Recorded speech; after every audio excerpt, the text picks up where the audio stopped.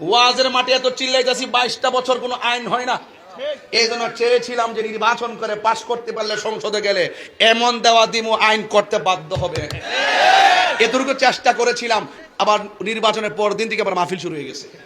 হবিগঞ্জ ৪ চুনারঘাট মাধবপুর সংসদীয় আসনে মুফতি গিয়াসউদ্দিন তাহিরের নির্বাচনী ফলাফল নিয়ে মামলা করার ঘোষণা দিয়েছেন বাংলাদেশ ইসলামী ফ্রন্টের মহাসচিব অধ্যক্ষ সৌম আব্দুস সামাদ।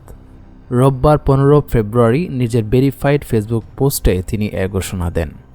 পোস্টে তিনি দাবি করেন, উক্ত আসনের নির্বাচনী ফলাফল প্রশ্নবিদ্ধ এবং এ বিষয়ে শিগগিরই আইনি পদক্ষেপ নেওয়া হবে।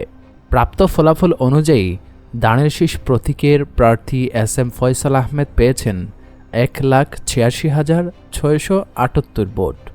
তার নিকটতম প্রতিদ্বন্দ্বী বাংলাদেশ ইসলামী ফ্রন্ট মনোনীত সুন্নি জোটের আলোচিত প্রার্থী মুফতি গিয়াসউদ্দিন তাহিরি মোমবাতি প্রতীকে পেয়েছেন 83,896 ভোট।